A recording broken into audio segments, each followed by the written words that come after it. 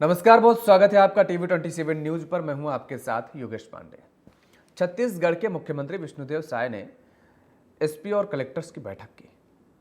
SP और collectors की बैठक के बाद सीएम विष्णुदेव साय ने जो लहजा रखा, बैठक के दौरान इससे भी कड़े तेवर और सख्त रवैये से प्रदेश भर के कलेक्टर्स को जूझना पड़ा है और किसी को नहीं पता था कि कॉन्फ्रेंस की शुरू होते ही मुख्यमंत्री बरस पड़ेंगे। कलेक्टर्स की क्लास में सीएम साय सख्त टीचर के रूप में नजर आए हैं।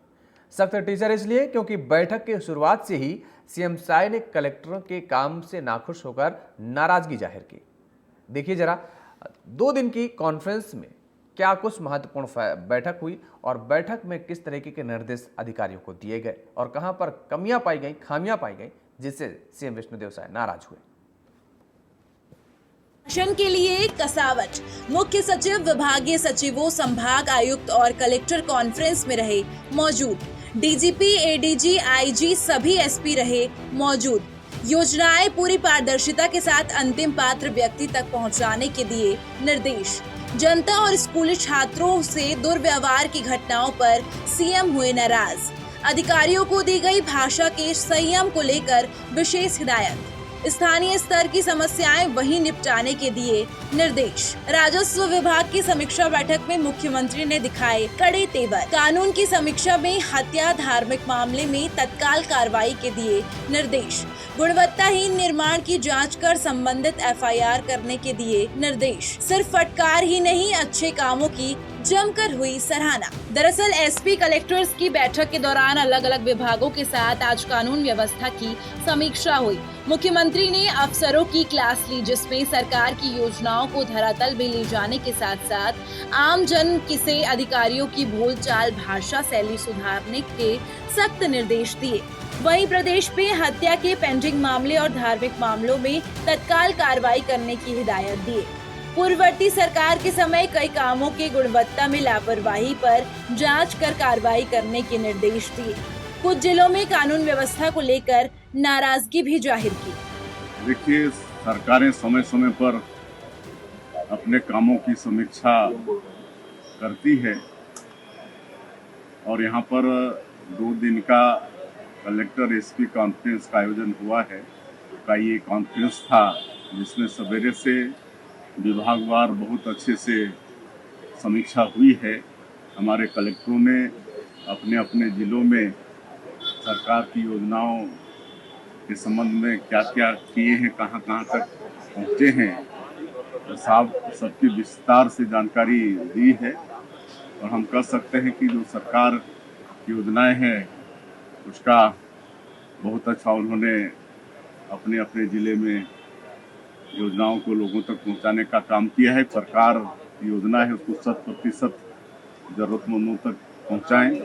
कोई भी जरूरतमंद एक भी ऐसा नहीं बचना चाहिए छत्तीसगढ़ के अंदर जो मतलब सरकार की योजनाओं से वंचित हो। वहीं प्रदेश के मुख्यमंत्री सुशासन के लिए समीक्षा कर रहे हैं। दूसरी तरफ कांग्रेस इस बैठक में सीएम के विभागों की समीक्षा के दौरान नाराजगी पर तंज कसते नजर आए। कांग्रेस प्रदेश अध्यक्ष दीपक बैज ने कहा, 9 महीने की असफलता को देखते हुए बैठक रखी गई है।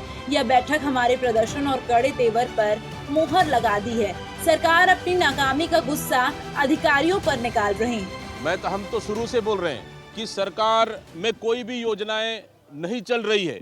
ये सरकार सिर्फ योजनाओं को, पिछली सरकार योजनाओं को बंद करना और उनको नाम बदलना और पिछली सरकार के कामों को भूमि पूजन करना और उद्घाटन करना, उसी में ये सरकार सीमित है।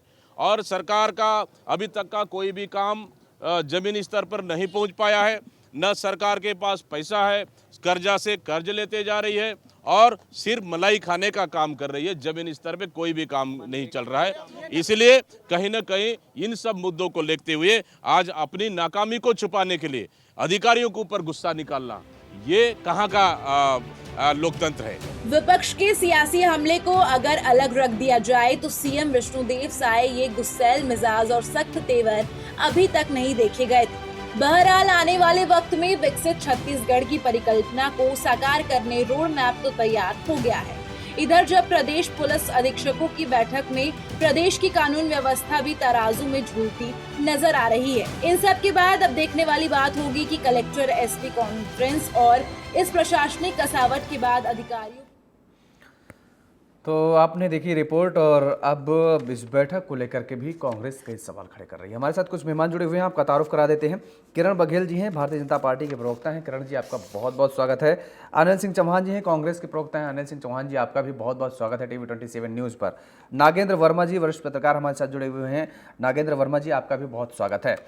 और किरण बघेल जी, अपनी नाकामी को छिपाने के लिए अधिकारियों पर सवाल खड़े करना, अधिकारियों की क्लास लेना कितना जायज है, ये कांग्रेस कह रही है। देखिए योगेश जी, अपनी नाकामियों का चितरा फोड़ने का काम भूपेश बघेल जी बखूबी किया करते थे पिछले 5 साल में। जो भी इनकी विफलता रहती थी, उसका चितरा, अपनी पूरी विफलता का टिकरा वो केंद्र सरकार से मर दिया करते थे। चाहे वो बारदाने की बात हो या प्रधानमंत्री आवास में के पैसे की बात करे, या बहुत सारी ऐसी चीजें थी जिस पर हमारे पूर्ववर्ती मुख्यमंत्री लगातार केंद्र को चिट्ठी लिखने का काम किया करते थे, और सारे विफलता का टिकरा केंद्र सरकार से मर दिया करते थे। लेकिन हमारी ये विश्वदेव है कि सुशासन की सरकार है, जो अपनी विभाग से समीक्षा बैठक कर रही है, गुस्सा नहीं निकाल रही है, बल्कि जिस योजनाओं में, जिस जिले में अच्छे काम हो रहे हैं उसकी भी प्रशंसा की जा रही है। साथ ही साथ जहाँ पर प्रशासनिक कसावट की जरूरत है वहाँ भी करेगा। आज भी हमारे यशस्वी मुख्यमंत्री बहुत सौम्य है, सरल है, कार्यकर्ताओं के साथ एक आम अगर लोगों के साथ मिलते हैं उसी सरलता के साथ मिलते हैं। लेकिन जब एक शासक के रूप में उनके प्रशासनिक व्यवस्था की देखने की बात आती है, तो कहीं ना कहीं इनको बड़ा रुख अपनाने की आवश्यकता पड़ती है। तो इसे राजनीतिक चश्मे से देखना या गुस्सा निकालना ये उचित नहीं होगा। सभी विभागों की समीक्षा की गई है, और जिन विभागों ने काम की प्रशंसा की है, और जहाँ पे कहीं ढिलाई बढ़ती गई है उसकी कसावट के लिए जोर दिया गया है। तो मुझे लगता है कि इससे कांग्रेस के पेट में दर्द नहीं। अनिल सिंह चौहान जी, ये तो रूटीन प्रक्रिया है भाई। मुख्यमंत्री समीक्षा बैठक करते हैं जिलों के साथ, जिले के SP, जिलाधिकारी, DGP के साथ, सभी पुलिसकर्मियों के साथ, या जो भी विभाग की समीक्षा बैठक करते हैं तो विभाग के विभागाध्यक्षों के साथ, मंत्रियों के साथ ये समीक्षा बैठक करते हैं। और जहां पर खामी मिलती है, कानून व्यवस्था को लेकर के हो या फिर किसी काम को लेकर के हो, योजना को जनता तक डिलीवरी को लेकर के हो, तो उस पर नाराजगी तो जाहिर तौर पर है, कोई भी मुख्यमंत्री होगा वो जताएगा। और अगर इसमें हिदायत दी गई है तो इसमें अपनी नाकामी क्या, सभी मुख्यमंत्री, प्रदेश का मुखिया हो, घर का मुखिया हो, कोई भी हो, वो तो हिदायत देता है ना कि कानून जो नियम है उन नियमों के तहत चलना है। योगेश जी, आपको सभी पैनलिस्टों को और आपके विद्वान दर्शकों को नमस्कार जी। देखिए, बहुत अच्छा सवाल आपने उठाया है, और ये सवाल अपने आप में आपके दर्शकों को भी स्पष्ट हो जाएगा, आपको भी स्पष्ट हो जाएगा। जिस प्रदेश में कलेक्टर SP के कार्यालय जल रहे हैं, सतनामी समाज के शांति प्रिय लोगों को लगातार जेलों में ठूसा जा रहा हो, उन पर अत्याचार किया जा रहा हो, विपक्ष पर लगातार कार्रवाई की जा रही हो, मॉब लिंचिंग हो रही हो, बलात्कारियों को बचाने के लिए सरकार एड़ी चेटी का जोर लगा रही हो, गैंग रेप जो मुख्यमंत्री आवास से 3 से 5 किलोमीटर की दूरी पर होता है उसको सामान्य रेप की घटना बताने की कोशिश, लूट डकैती को लूट बताने की कोशिश, अपराध दर्ज ना करना, पीड़िताओं पर अपराध दर्ज करना, राजस्व पखवाड़ा जब सरकार बनाए तो पटवारी तहसीलदारों का स्ट्राइक हो जाना और राजस्व पखवाड़े में सर्वाधिक पेंडेंसी हो जाना, आप शिक्षकों की बेतरतीब पोस्टिंग का मामला देख लीजिए, और शिक्षक की मांग करने पर आप देख लीजिए कि DO कैसे गालियां दे रहे हैं, तहसीलदार हॉस्टल की व्यवस्था सुधारने की बजाय गालियां दे रही हैं। और सबसे बड़ी बात यह है कि शिक्षा मंत्री जो कहते हैं 33,000 शिक्षकों के पद भर्ती किए जाएंगे, उन्हीं की छुट्टी हो जाती है, शिक्षा मंत्री विहीन हो जाता है छत्तीसगढ़। और जो अहम सवाल आपने पूछा कि ये समीक्षा तो होती रहती है, पर जब माननीय उच्च न्यायालय संज्ञान ले कि अधिकारी बेलगाम हो गए हैं क्या, इस तरह से बच्चों को शिक्षक मांगने पर गाली देंगे, और माननीय उच्च न्यायालय के संज्ञान लेने के बाद दूसरे दिन फिर तहसीलदार का गाली देना, या बच्चियों को यह कहना कि मैं लिखूंगी जेल चले जाओगे। उसके बाद जब माननीय उच्च न्यायालय ने संज्ञान ले लिया हो तो एक मुख्यमंत्री की मजबूरी है कि विपक्ष लगातार सवाल उठा रहा है, हमारा माननीय उच्च न्यायालय लगातार सवाल उठाने लग गया, तो मुख्यमंत्री की क्या मजबूरी नहीं बनती इन परिस्थितियों में कि उसको बैठक लेनी पड़ेगी? अब कहना पड़ेगा कि भाई साहब अब अति हो रही है, विष्णु भोग लो, लेकिन इतना नहीं कि आप इतनी अति कर दो कि हमारी सरकार का शीशा लेदर हो जाए 9 महीने में, और लोकप्रियता चरम पर आ जाए, थोड़ा पर्दे में विष्णु भोग लो। तो देखिए, इस सरकार में अराजकता चरम पर है, शक्ति के केंद्र कहाँ है पता नहीं चल रहा है।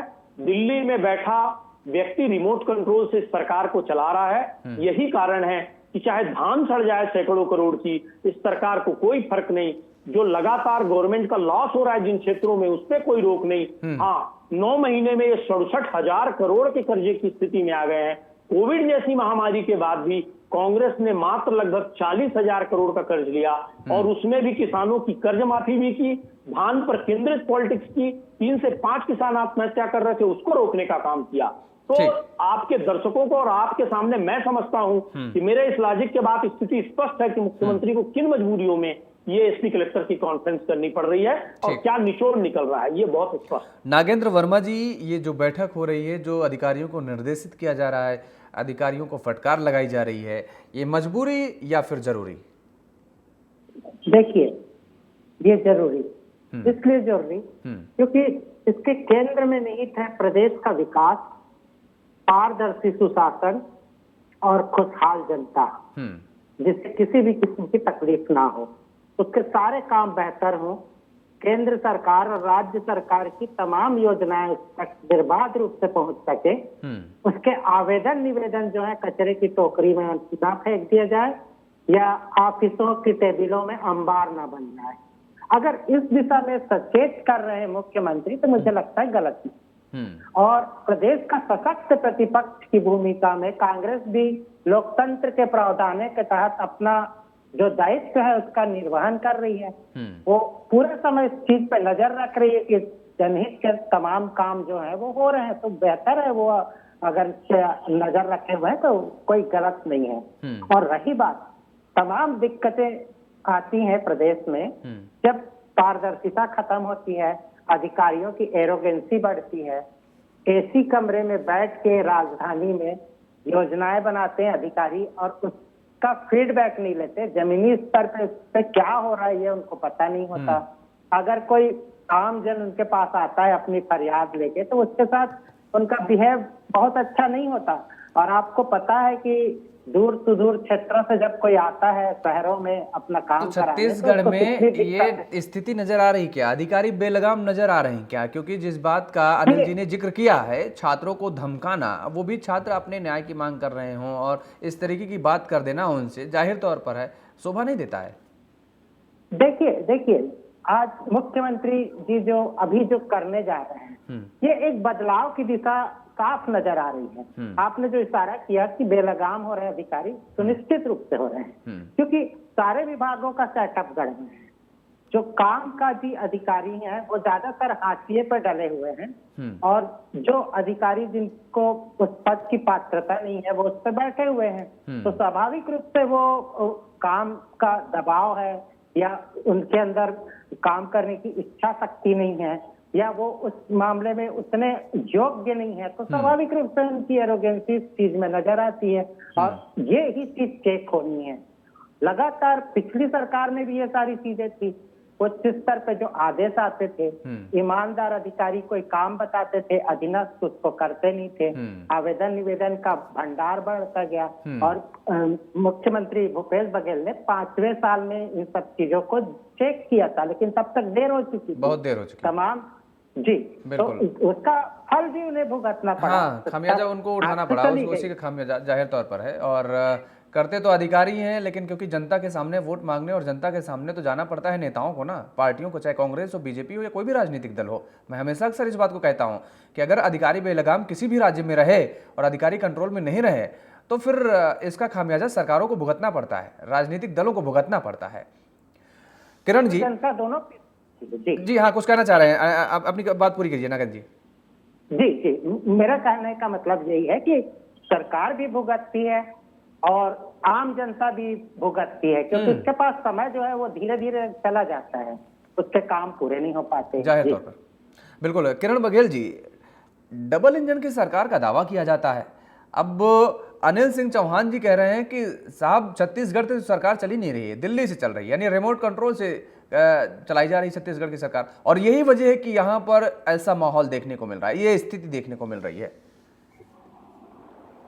योगेश जी, कम से कम वो कांग्रेसी नेता ये बात का ना बोले जो पिछले 5 साल तक छत्तीसगढ़ जो कांग्रेस की सरकार थी वो एटीएम हुआ करती थी राष्ट्रीय कांग्रेस की, जब भी कोई चुनाव हुआ करते थे अन्य प्रदेश में तो पर्यवेक्षक का जिम्मेदारी सिर्फ भूपेश बघेल जी को दिया जाता था, और जितने भी फंड होते थे छत्तीसगढ़ की जो गाड़ी कमाई थी वो अन्य प्रदेशों के फाइनेंस के रूप में उपयोग किए जाते थे। तो कम से कम वो ये बात ना बोले कि सरकार कहाँ से चल रही है और कैसे चल रही है। बिल्कुल हमारे विष्णुदेव साय जी की सरकार है, सुशासन की सरकार है। जितने फैसले बड़े जो हमने प्रमुख वादे किए थे योगी जी, मैं बहुत प्रशंसा के साथ कह सकती हूँ। प्रधानमंत्री आवास की बात कर रहे, महतारी बंधन योजना की बात कर रहे, या पीसी घोटाले में सीबीआई जांच की बात कर रहे, अभी बलौदाबाजार की घटना की बात कर रहे, उसमें भी सीबीआई जांच की एंट्री हो चुकी। तो जो वादे हमने किए थे और जो नहीं किए थे वो भी वादे हम पूरे कर रहे हैं। और अनिल जी जो अपना दुख बयां कर रहे थे, दर्द बयां कर रहे थे, तो बिल्कुल जाहिर सी बात है कि लगातार विधानसभा और लोकसभा हार को देखते हुए और उनकी पार्टी में कोई भी नयापन मुद्दा विहीन हो चुकी कांग्रेस के लिए उलूल जुलूल बयान देना बहुत लाजमी है। और मुझे लगता है आने वाले नगरीय निकाय चुनाव और पंचायत चुनाव की हार के डर से भी कांग्रेस मुद्दा विहीन हो चुकी है, तो आरोप लगाने का काम कर रही है। लेकिन जनता का विश्वास हमारी सरकार के साथ है, लगातार जनता के हित में हमारी सरकार फैसले होती है। बिल्कुल हमारी सरकार की ये तैयारी है कि हर किरण जी देखिए, जनता का विश्वास तो ठीक है आपके साथ वर्तमान में है, इसमें कोई डाउट नहीं है, कोई संदेह नहीं है, लेकिन बहुत लंबे समय तक जनता का विश्वास कांग्रेस के साथ रहा है, बहुत लंबे समय तक। लेकिन एक समय ऐसा आया ना कि टूटा। कहीं ना कहीं तो कमी रही होगी सरकार में, कहीं ना कहीं तो कुछ लोचा रहा होगा, और इतने आरोप लगाते रहे आप लोग लगातार, विपक्ष में जो भी दल राजनीतिक दल रहे वो सभी, जनता भी देखती रही। तो यहीं पर आप अब अगर अनिल जी जनता के मुद्दों को उठा रहे हैं, कोई भी बात उठा रहे हैं, तो वो आपको बेबुनियाद नजर आ रहे हैं, वो मुद्दे ही नहीं नजर आ रहे हैं कि वो मुद्दे ही नहीं है। किसानों की बात वो कर रहे हैं तो कह रहे हैं आप किसानों के मुद्दे, वो तो किसानों को बरगलाने का काम कर रहे हैं। अगर छात्रों की बात वो उठा रहे हैं, छात्रों को जिस तरह की धमकाया जा रहा है, तो आप कह रही है मुद्दा ही नहीं है। अगर छात्रों के मुद्दे की बात नहीं उठाएगा विपक्ष तो कौन उठाएगा भाई? विपक्ष ही तो उठाएगा, तभी तो सरकारें जागेंगी। आपकी सरकार हो, कोई भी सरकारें हो, अगर किसी भी मुद्दे को उठाया जा रहा है, सरकार को उस पर ध्यान तो देना चाहिए। रेप को मामले वो कह रहे हैं, बताइए कि किस तरह की घटनाएं आए दिन होती हैं, उस पर संज्ञान नहीं लिया जा रहा है। बिल्कुल योगेश जी, हम तो बिल्कुल स्वागत करते हैं कि एक मजबूत विपक्ष होने के नाते ये जनता में अगर कुछ गलत हो रहा है तो जरूर बात उठाए। लेकिन आपको याद दिला दो योगेश जी, इनकी पिछली सरकार में पोटा कैबिन, बस्तर के पोटा कैबिन में 6 वर्षीय बच्ची के साथ सामूहिक बलात्कार होता है और एक पॉलिसी सरकार चुप रहती है। और जब प्रेस कॉन्फ्रेंस करते हैं क्यों किया गया तो कहते हैं उन लोगों की बलात्कार की घटना बड़ी है, और आप अंबिकापुर के घटना की बात करें तो बलात्कार की घटना बड़ी और छोटी हो जा रही है इनकी सरकार में। और ऐसे बहुत सारे उदाहरण है। एसपी पाटिल ने एक बच्ची के साथ सामूहिक बलात्कार हो गया, तब भी कांग्रेस के से दाने दाने खरीदने की बात करते थे पूर्वोत्तर सरकार, किस तरह इन्होंने हमारी छत्तीसगढ़ की किसानों को रुलाया है 5 सालों में। तो जनता देख रही कि 5 साल इनको मौका दिया था हमारी छत्तीसगढ़ की जनता ने, और पिछले 15 साल की विकास की गाथा लिखने वाली भाजपा की सरकार और 5 साल की भ्रष्टाचारी सरकार के तुलनात्मक अध्ययन करने के बाद ही जनता ने पुनः हमें चुना है। 15 साल का विकास हमारे साथ है, और मुझे लगता है इसके कारण ही जनता ने चुना है। और आने वाले जो चुनाव है, नगरीय निकाय की बात करें या पंचायत चुनाव की, तो मुझे लगता है पंचायत से लेकर पार्लियामेंट तक हमारी सरकार रहेगी।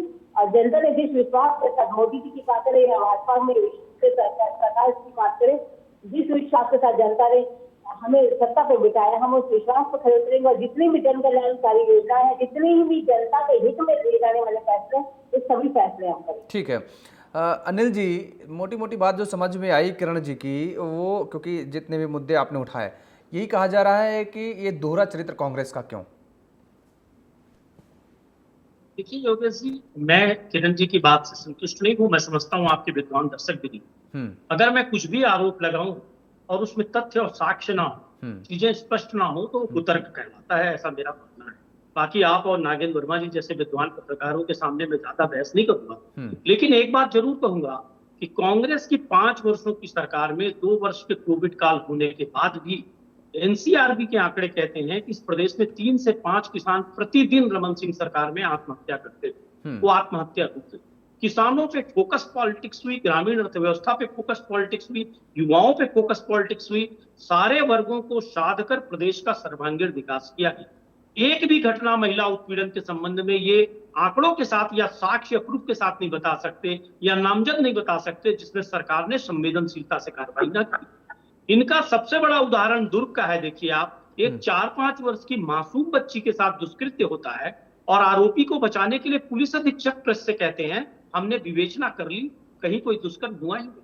जबकि योगेश जी बालक लैंगिक अपराध संरक्षण अधिनियम 2012 स्पष्ट तौर पर कहता है कि पुलिस न्यायाधीश नहीं बनेगी, पहले अपराध दर्ज होगा उसके बाद विवेचना होगी। आपने यहाँ पुलिस अधीक्षक महोदय पहले विवेचना करना।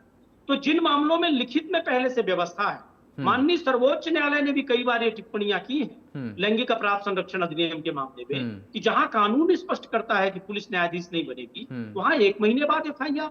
आवश्यकता पड़ने पर योगेश जी पुलिस को स्वयं प्रार्थी बनना है ऐसे मामलों में, ये कानून कहता है। लेकिन पुलिस तो यहाँ उनके अभिभावकों की नहीं सुन रही है। स्कूल के बाहर समस्त अभिभावक प्रदर्शन कर रहे हैं, विपक्ष आवाज उठा रहा है। मुख्यमंत्री आवाज से बताइए 3 से 4 किलोमीटर दूर रेप हो और आप बलात्कारियों को बचाने के लिए कहें कि ये सामान्य रेप है, गैंग रेप नहीं है। रायगढ़ से अंबिकापुर तक महीनों अपराध दर्ज नहीं होता, गैंग रेप हो जाता है हमारी बहनों के साथ। हमको तो याद ताजा हो गई कि कैसे सरकारी आश्रम में झलियामारी में आप देखिए हॉस्टल की 13 साल 14 साल की बच्चियों के साथ सतत बलात्कार हुआ रमन सरकार में, और वो गर्भवती तक हो गई।